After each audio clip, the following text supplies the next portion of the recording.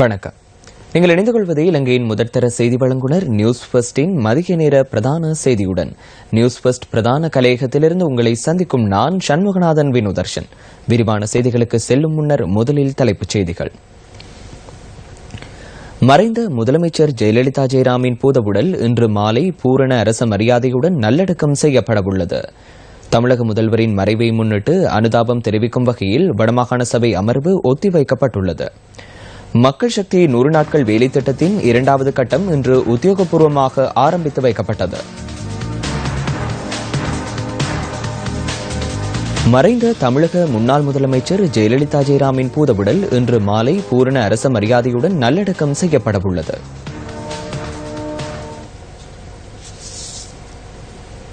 எம்ஜிஆர் நினைவிடம் அருகில் மாலை 4 மணியளவில் நல்லடக்கம் செய்யப்படவுள்ளதாக இந்திய செய்திகள் தெரிவிக்கின்றன.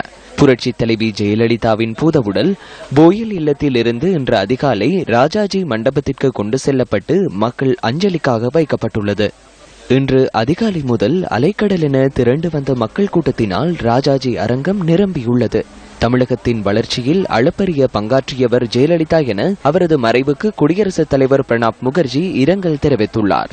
ஜெயலலிதாவின் உடலுக்கு அஞ்சலி செலுத்த பிரதமர் நரேந்திர மோடி சென்னைக்கு புறப்பட்டு சென்றுள்ளார். அத்துடன் காங்கிரஸ் துணைத் தலைவர் ராகுல் காந்தி சென்னை நோக்கி புறப்பட்டு சென்றுள்ளார். இந்தியாவுக்கான அமெரிக்க தூதுவர் ரிச்சர்ட் ஆர் வீர்மா ஜெயலலிதாவின் மறைவுக்கு இரங்கல் தெரிவித்துள்ளார். ஜெயலலிதா மிக குறைந்த வயதில் இறந்துவிட்டார். எனினும் அவருடைய புகழ் என்றென்றும் நிலைத்திருக்கும் என்பதில் சந்தேகமில்லை என திமுக தலைவர் முத்துவேல் கருணாநிதி இரங்கல் தெரிவித்துள்ளார். இதேவேளை தமிழக ஆளுநர் வித்யாசாகர் ராவ், மத்திய அமைச்சர்கள் வெங்கையா நாயுடு, பொன் ராதாகிருஷ்ணன், தமிழிசை சவுந்தரராஜன், தேமுதிக தலைவர் விஜயகாந்த் உள்ளிட்ட மக்கள் பிரதிநிதிகள் ஜெயலலிதாவின் பூதவுடலுக்கு அஞ்சலி செலுத்தினர். அத்துடன் தென்னிந்திய திரையுலகின் சூப்பர் ஸ்டார் ரஜினிகாந்த் மற்றும் தென்னிந்திய நடிகர் சங்கத்தினர் இறுதி அஞ்சலியில் கலந்து கொண்டனர். உடல்நலக் குறைவினால் கடந்த 75 நாட்களாக சென்னையில் உள்ள தனியார் மருத்துவமனையில் சிகிச்சை பெற்று வந்த நிலையில் தமிழக முதலமைச்சர் ஜெயலலிதா ஜெயராம் நேற்றிரவு காலமானார். தமிழக முதல்வர் ஜெயலலிதா ஜெயராமின் மறைவை அடுத்து மாநில ஆளுநர் வித்யாசாகர் ராவ் முன்னிலையில் ஓ பன்னீர்செல்வம் முதல்வராக பதவி பிரமாணம் செய்து கொண்டார். முதல்வரின் மறைவை தொடர்ந்து தேசிய துக்க தினம் அனுஷ்டிக்கப்படுவதுடன் தமிழகத்தில் 7 நாட்கள் துக்க வாரம் பிரகடனப்படுத்தப்பட்டுள்ளது. இதேவேளை பாடசாலைகள் மற்றும் கல்லூரிகளுக்கு 3 நாட்கள் விடுமுறை வழங்கப்பட்டுள்ளதுடன் மத்திய அரசு அலுவலகங்களுக்கு 1 நாள் விடுமுறை அறிவிக்கப்பட்டுள்ளதாக இந்திய செய்திகள் தெரிவிக்கின்றன.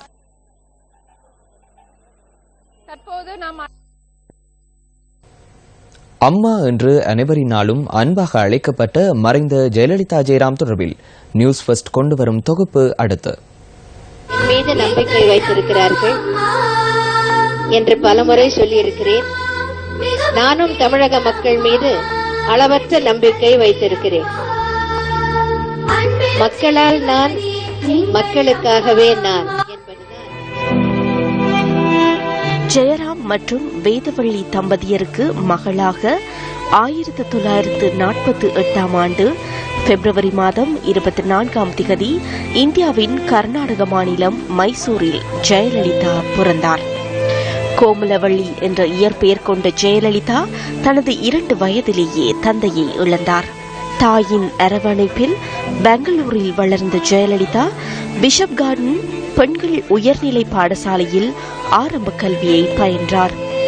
பின்னர் வெள்ளித்திரையில் அவரது தாயாருக்கு நடிப்பதற்கு வாய்ப்பு கிடைத்ததால் சென்னையில் உள்ள சர்ச் பார்க் பிரசன்டேஷன் மகளிர் கல்லூரியில் உயர்கல்வியை தொடர்ந்தார்.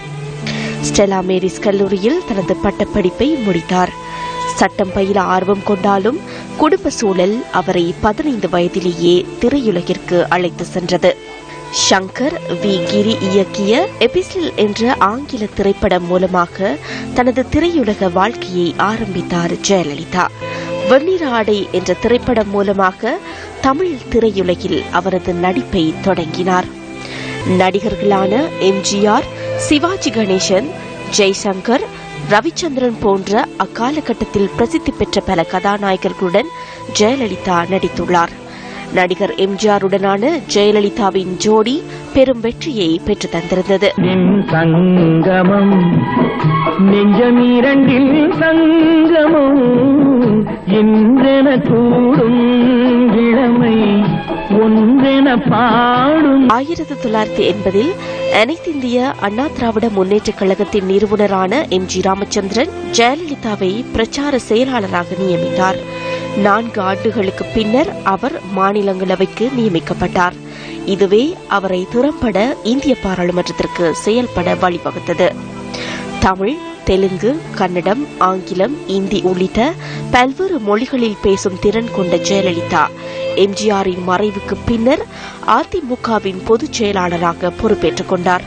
தமிழக அரசியலில் மிகப்பெரிய அரசியல் சக்தியாக தம்மை நிலைநிறுத்திக் கொண்ட அவர் 1991ஆம் ஆண்டு சட்டப்பேரவை தேர்தலில் வெற்றி பெற்று தமிழக முதலமைச்சராக முதன்முறையாக பொறுப்பேற்றார். பின்னர் 2001ஆம் ஆண்டிலிருந்து 2006ஆம் ஆண்டு வரையில் முதலமைச்சராக இருந்த ஜெயலலிதா மீண்டும் 2011ஆம் ஆண்டு இடம்பெற்ற தேர்தலிலும் வெற்றி பெற்று தமிழக முதலமைச்சரானார். இந்த காலப்பகுதியில் அளவுக்கு அதிக சொத்து குவித்த வழக்கில் 22 நாட்கள் சிறையில் இருந்த ஜெயலலிதாவை கர்நாடக உயர்நீதிமன்றம் விடுவித்து தீர்ப்பு வழங்கியது. அதன் பின்னர் தமிழக முதல்வராக ஜெயலலிதா ஜெயராம் 5வது தடவையாக 2015ஆம் ஆண்டு மே மாதம் 23ஆம் தேதி மீண்டும் பதவியேற்றார். தமிழகத்தில் கடந்த மே மாதம் இடம்பெற்ற சட்டமன்ற தேர்தலில் ஜெயலலிதா ஜெயராமின் அனைத்திந்திய அண்ணா திராவிட முன்னேற்றக் கழகம் 130க்கும் மேற்பட்ட தொகுதிகளில் முன்னிலை பெற்று வெற்றி பெற்றது. அதனையடுத்து மே மாதம் 23ஆம் தேதி 6வது தடவையாகவும் தமிழகத்தின் முதல்வராக ஜெயலலிதா ஜெயராம் பதவியேற்றார். ஜெயலலிதா என்னும் நான் சட்டப்படி அமைக்கப்பெற்ற இந்திய அரசியல் அமைப்பின்பால்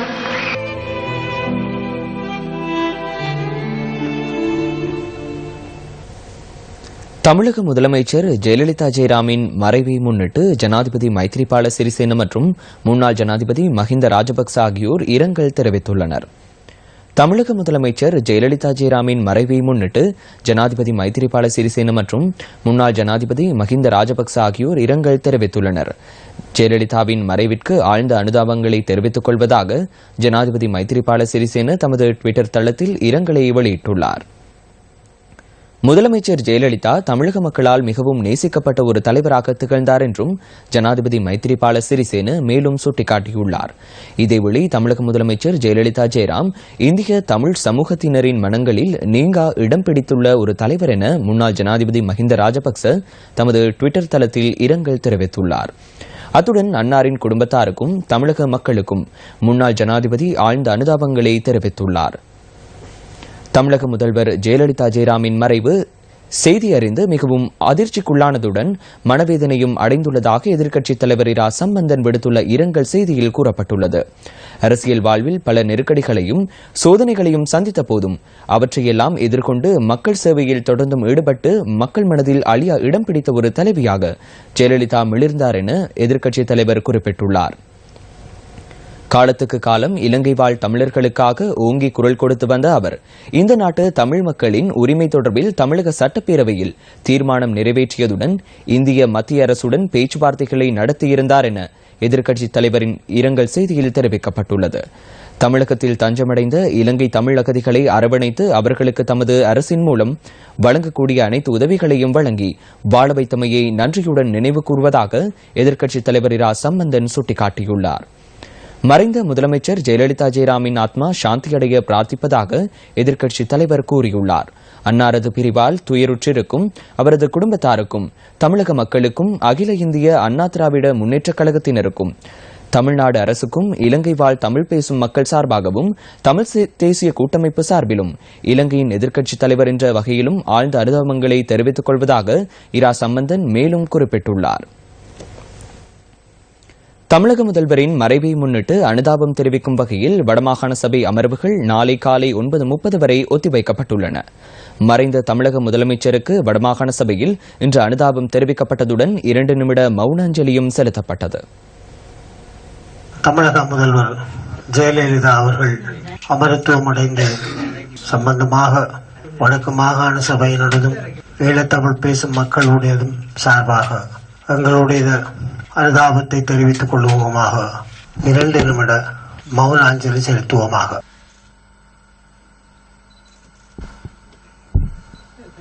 தமிழ்நாட்டு அரசியலில் இரும்பு பெண்மணி என்று அழைக்கப்பட்ட செல்வி ஜெயலலிதா ஜெயராம் அவர்கள் நேற்று காலமானது நம் எல்லோருக்கும் மிகுந்த சோகத்தையும் துயரத்தையும் ஏற்படுத்தியுள்ளது.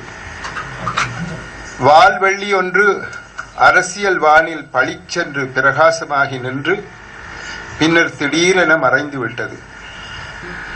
எம்ஜிஆர் அவர்கள் அரசியல் வானில் மின்னிய போது அது அவருக்கு பெருமை சேர்த்தாலும் அவருக்கு பாரிய இடர்களையும் இன்னல்களையும் அரசியலில் ஏற்படுத்தவில்லை.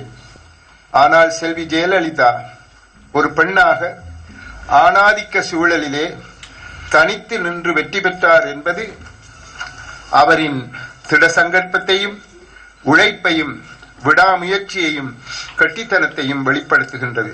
தமிழ் சமுதாயம் தமக்காக குரல் கொடுத்த ஒரு பலமிக்க அரசியல் தலைவரை இழந்துவிட்டது.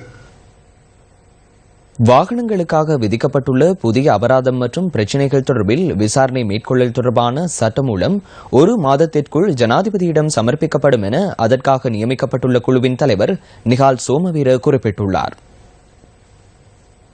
சம்பந்தப்பட்ட பஸ் சங்கங்களுடன் பூர்வாங்க பேச்சுவார்த்தைகளை ஆரம்பித்துள்ளதாகவும் அந்த குழுவின் தலைவர் கூறினார்.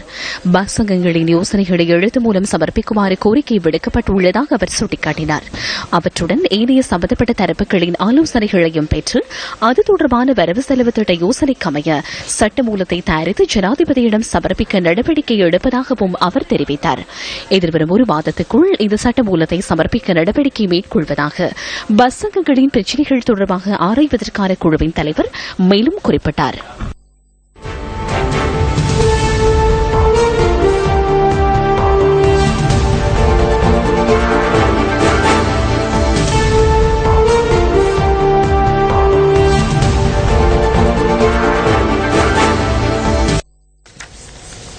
மக்கள் சக்தி 100 நாட்கள் வேலை திட்டத்தின் 2வது கூட்டம் இன்று உத்தியோகபூர்வமாக ஆரம்பித்து வைக்கப்பட்டது. கொபேகனே மற்றும் மாத்தரை தொட்டமுன ஆகிய பிரதேசங்களில் இன்றைய நிகழ்வுகள் இடம்பெற்றன. 1 தசாப்த காலத்துக்கு மேலாக புனரமைக்கப்படாத நிலையிலிருந்த பாலத்தை புனரமைக்கும் திட்டத்துக்கு MAS ஹோல்டிங்ஸ் நிறுவனம் எம்முடன் கரம் கோர்த்தது. இந்த நிகழ்வில் வரையறுக்கப்பட்ட கேபிட்டல் மகாராஜா நிறுவனத்தின் குழும பணிப்பாளர் ஷெவான் டேனியல் உள்ளிட்ட பல பிரமுகர்கள் கலந்து கொண்டிருந்தமை விசேட அம்சமாகும்.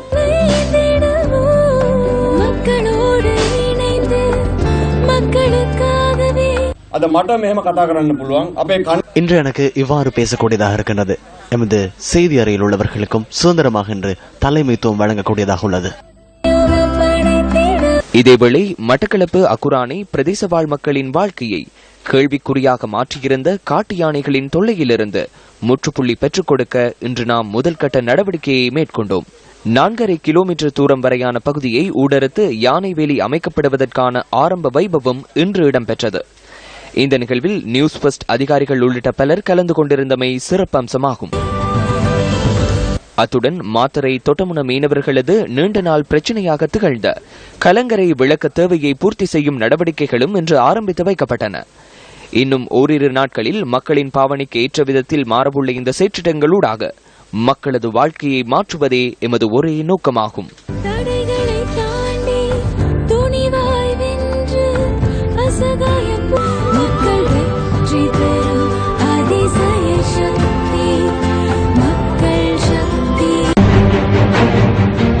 இடைவிடாமல் முன்னோக்கி செல்லும் மக்கள் சக்தி இன்னும் 100 நாட்களுக்கு வேகமாக முன்னோக்கிய பயணம். குருநாகல் கொபேகன மக்களுக்கான பாலம், மட்டக்களப்பு அக்குரானை கிராமத்திற்கு மின்சார வேலி, மாத்தரை தொட்டமுன கலங்கரை விளக்கம். மக்கள் சக்தி 100 நாட்கள் 2வது கட்டம். நியூசிலாந்து அணிக்கு எதிரான 2வது சர்வதேச ஒருநாள் கிரிக்கெட் போட்டியில் ஆஸ்திரேலிய அணி வலுவான நிலைக்கு முன்னேறியுள்ளது. நாணய சுழற்சியில் வெற்றி பெற்ற நியூசிலாந்து ஆஸ்திரேலிய அணியை முதலில் துடுப்படுத்தாட பணித்திருந்தது. அதன்படி துடுப்படுத்தாடும் ஆஸ்திரேலிய அணி சற்று முன்னர் வரை ஒரு விக்கெட்டினை இழந்து 182 ஓட்டங்களை பெற்றுள்ளது. ஆரம்ப துடுப்பாட்ட வீரராக களமிறங்கிய ஏரோன் பிஞ்ச் 19 ஓட்டங்களோடு ஆட்டமிழந்த போதும் டேவிட் வார்னர் நிதானமாக துடுப்படுத்தாடி சதமடித்தார். டேவிட் வார்னர் 102 ஓட்டங்களோடும் அணித்தலைவர் ஸ்டீஃபன் ஸ்மித் 51 ஓட்டங்களோடும் துடுப்படுத்தாடுகின்றனர். இந்த போட்டி நியூசிலாந்து அணியின் தலைவர் கேன் வில்லியம்ஸ் செனுக்கு 100வது சர்வதேச ஒருநாள் கிரிக்கெட் போட்டி என்பது குறிப்பிடத்தக்கது.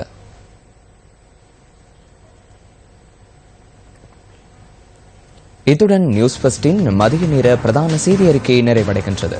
தொடர்ந்தும் சக்தி டிவியின் நிகழ்ச்சிகளோடு இணைந்திருங்கள். வணக்கம்.